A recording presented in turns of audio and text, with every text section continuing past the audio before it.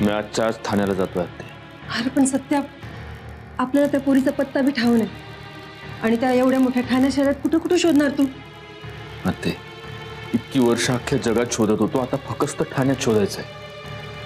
हे बघ, मी गौरांगला विचारलं की त्यानं तिला नेमकं कुठे सोडलं होतं. माझा असा अंदाज आहे की ती लोक त्या जागेच्या आसपासच राहत असावीत, कारण एवढी लहान मुलगी आपल्याला सोडायला आलेल्या माणसाचा डोळा चुकवून पळून गेली, याचा अर्थ तिचं घर कुठंतरी जवळच असलं पाहिजे. तिचं काय बी सांगू नकस. अरे गाडीत बसून कोल्हापुरापर्यंत आली. तुझीच लेक, तुझ्यासारखीच उपद्व्यापी असणार. ती माझी शुभ्रच आहे ना. हे बघ सत्या, तसं नाहीये. म्हणजे डोळे मंजिरीचीच घेतलीत तिनं, एकदम निरागस. आपण कपाळावर आठी मात्र बापावानी पडती नाही का? सत्या सत्या, हे बघ, आधीच असा जीव रमून घेऊ नकस. अरे आधी खात्री तर पटू दे. ते माझं मन मला सांगतंय हीच शुभ्र आहे. पण ते याचा अर्थ तिला हे माहित आहे का की मॅच तिचा बाबा आहे म्हणून? म्हणूनच ती आली का इथपर्यंत? आणि मग ती आली तर ती बोलली का नाही माझ्याशी एका बी शब्दानं? शुभ्रा आपल्या बापाचा दुस्वास तर करत नसेल. तिनं आर्याला पाहिलं इथं, म्हणजे तिला असं तर वाटत नसेल की सत्या सत्या सत्या राजा, हे बघ, आधी खात्री तर पटू दे की ती शुभ्राच आहे म्हणून, मग समजे हे प्रश्न. ठीक आहे, मी आजच जातोय ठाण्याला. बरं ऐक, घरात इतर कोणाला आता मी काय बी सांगत नाही, उगाच त्यांच्या मनाला आशा नको. आजीला मी सांगतो की मी पुण्याला जातोय कामासाठी, तू बी हेच सांग, कळलं? मी आलो तयार. सत्या, हे बघ, जे काही करशील ते डोकं शांत ठेवून आणि मन थाऱ्यावर ठेवून. वय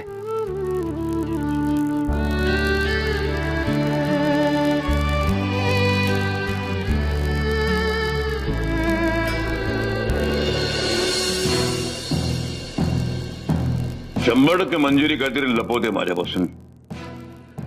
ही जी ती काय गोष्ट सांगते ना की शुभ्रा लपाछपीचा खेळ खेळता खेळता गाडीमध्ये शिरली, तिथे तिला डुलकी लागली वगैरे वगैरे, सगळं खोट आहे, खोट आहे. नाही, पण तुला असं का वाटतंय दादा? मुळात मला ही गोष्टच पॉसिबल वाटत नाहीये. आणि मंजुरी ज्या पद्धतीत ते सांगत होते ना, ते ऐकताना तर म्हणजे कसं आहे माहितीये का की आपण रस्त्याने जात असताना एखादा नवशिका ड्रायव्हर ड्रायव्हिंग करत असतो ना, तेव्हा आपण कसं लगेच ओळखतो की हा नवीन आहे. तसं मंजिरीचं झालंय. खोटं बोलायची सवय नाही आणि माझ्याशी जे काही बोलत होती ते ती खरं बोलत नव्हती.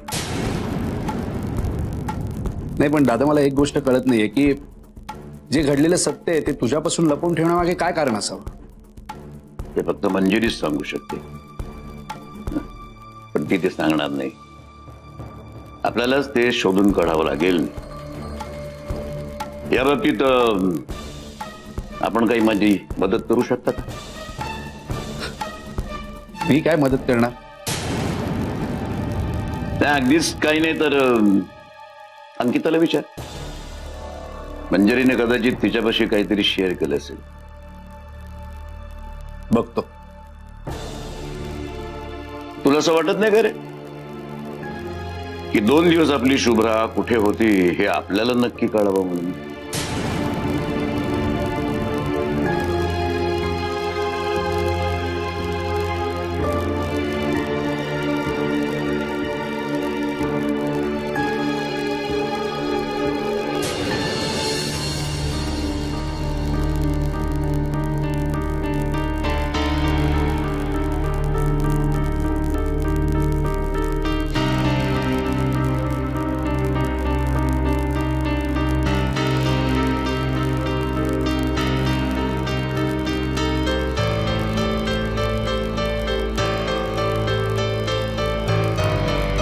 चारे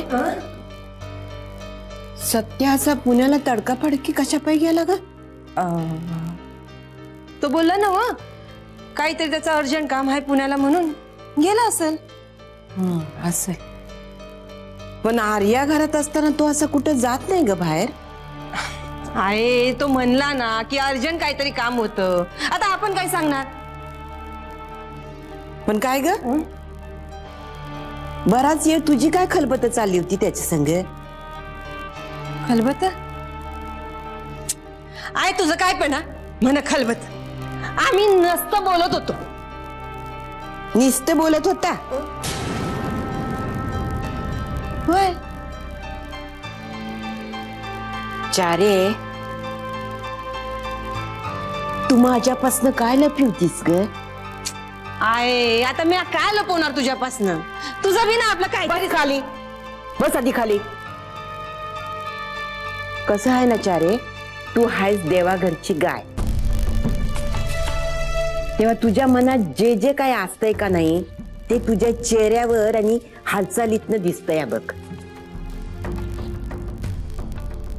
सकाळ धरणं बघती म्या तू निस्ती भिरभिरती आहेस. मग बराच वेळ सत्याबरोबर काय ते कुचू कुचू कुचू कुचू बोलणं झालं तुमचं. मग सत्य अचानक गेला पुण्याला निघून. माझ्या म्हातारीच्या डोळ्यासनी दुसरं काय दिसलं नाही नव. तरी बी माझ्या लेकराच्या कपाळावरची आटीन आटी दिसती बघ. तसं काय बी नाही. मी ना जरा बाहेर जाऊन येते. बाहेर आता आणि कुणीकडं? देवळात अंबाबाईच्या. आत्ता अचानक? आता देवाकडे मागणं मागायचं असेल तर अपॉइंटमेंट घ्यावी लागती. माझ्या अंगावर कशा पायी खेकसतीस ग? आणि कसलं मागणं? हाय आता ना प्रश्नाचा कीस पाडू नगस. मला देवळात जायचं हाय कारण माझं चित्त थाऱ्यावर नाही. अगं मग माझे पिट्टुकले मगा धरणं मी तुला काय विचारते? तुझं मन कशा पायी थाऱ्यावर नाही? ते ना ते मी देवालाच सांगेन. जाते देवळात. अगं देवळात जायचंय ना व मग वर कुठे चालली तू?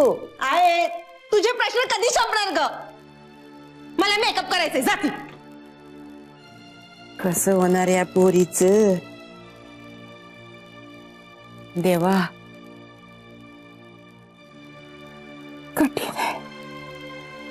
काय काय जीवाला बघावं लागणार आहे या म्हातारीच्या.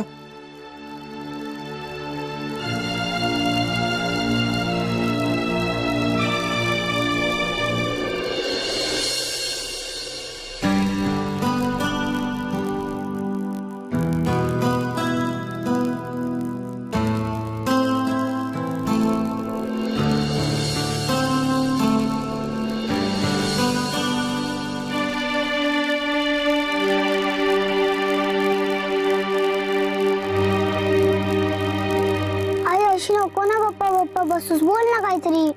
काय बोलू Shubhra? I am sorry I. Sorry म्हणून होतं का ग? तुझ्यामुळे आता किती लोकांची बोलणी खावी लागणार आहेत मला. पार त्या क्लास टीचर पासून प्रिन्सिपल पर्यंत सगळे हेच म्हणते, अशी कशी तुमची मुलगी कॅम्प सोडून निघून गेली?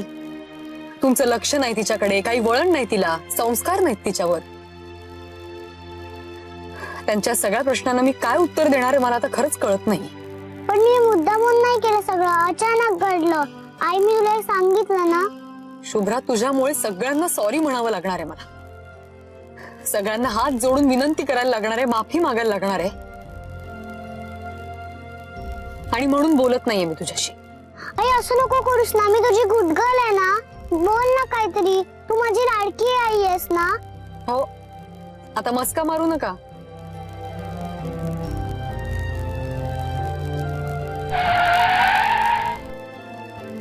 चला, शाळा आलीये, उतरा.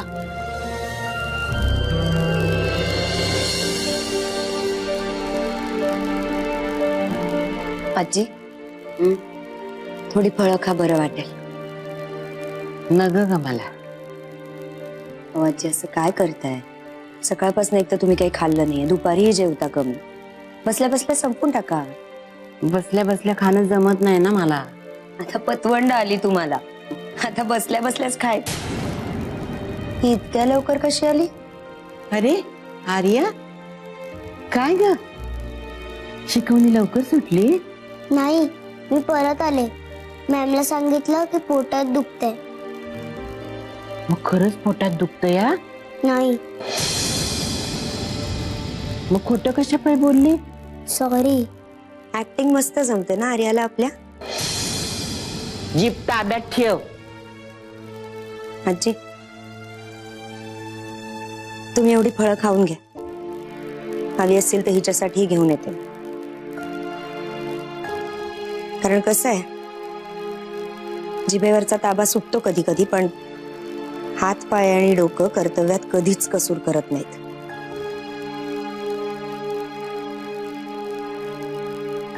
सोन्या, काय झालं? मला बाबांची खूप आठवण येते. ते कुठे गेलेत अचानक? नेत्रा, म्हातारीचे कान तिखट आहे ती. आजी, हे जर माझ्या मुलांनी केलं असतं ना तर 4 फटके दिले असते त्याला. इथे तर तीही सोय नाही. घरातल्या लहान मुलांना मोठ्या माणसांचा किमान धाक असावा एवढी इच्छा करणं सुद्धा चुकीचं आहे का? त्याची गरज नाही. तिला कसं वागायचं ते बराबर कळतंय. अच्छा, म्हणजे माझा मुलगा कारणाशिवाय असं वागू शकतो. माझा मुलगा करंटा. बास. सॉरी. नेत्रा काकू, मला खरंच बाबांची आठवण आली. आज त्यांनी मला बाहेरच नाही केलं. असं ते कधीच करत नाहीत. काल रात्री सुद्धा बराच वेळ जागे होते. मी गाणं म्हणायला सांगितलं तेही नाही म्हटलं, आणि सकाळी एकदम निघून गेले. सोन्या, अगं त्यांना खूप कामं असतील. मग कामामध्ये इसरायला होतं का नाही?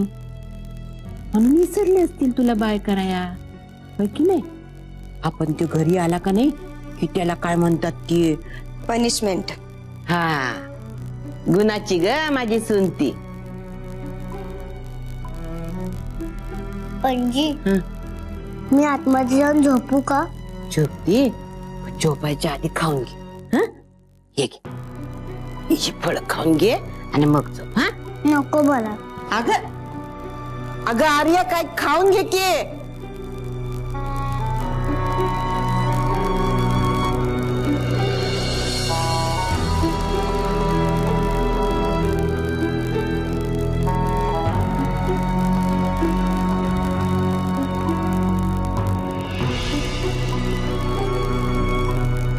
आर्या, हे बाय, काय झालं? अशी आजारागत का पडून राहिलीस? अच्छा, खरं सांग, बाबा कुठे गेलेत? अगं पुण्याला गेलेत ना कामासाठी.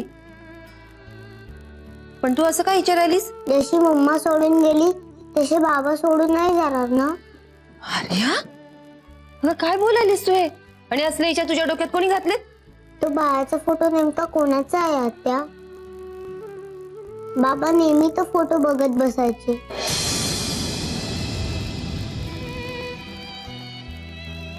आर्या, ती शुभ्रा तो फोटो घेऊन का गेली? मला माहितीये, तिनेच तो फोटो नेलाय. आत्याजी सांग ना मला. आता तुला कसं सांगू मी? मला खूप भीती वाटतेय. कसली? माहित नाही.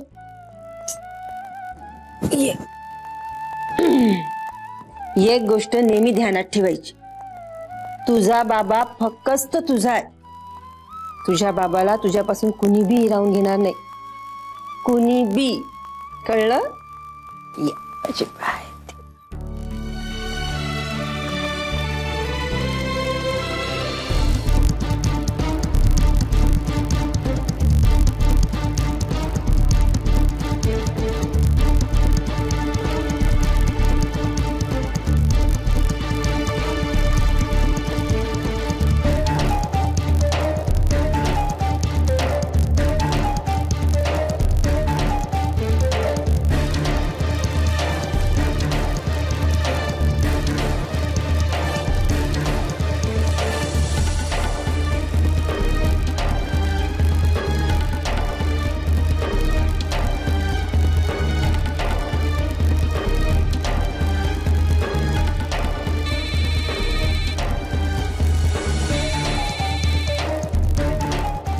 बोलत ते होय, पोचलो मी ठाण्याला कवाचच.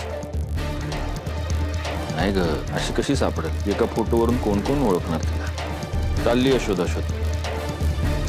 बरं मला सांग, तू कोणाला तिकडं सांगितलं नाही ना?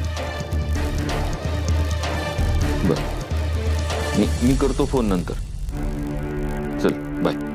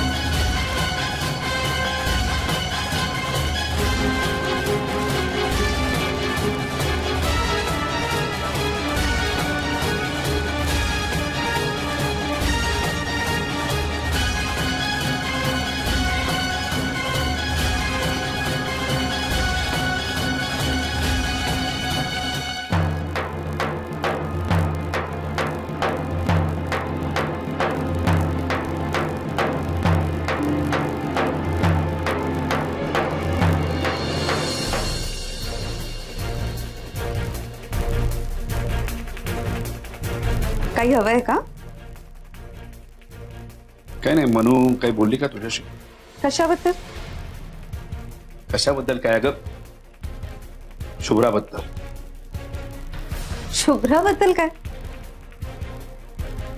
अंकिता, तुला माहिती आहे शुभ्रा कुठे होती? हो, मंजिरीने सगळ्यांना सांगितलं ना की शुभ्रा पुण्याची एक फॅमिली होती, त्यांच्या बरोबर होती म्हणून. अंकिता, खोटं बोलू नकोस. तुला खरं काय ते माहिती आहे ना?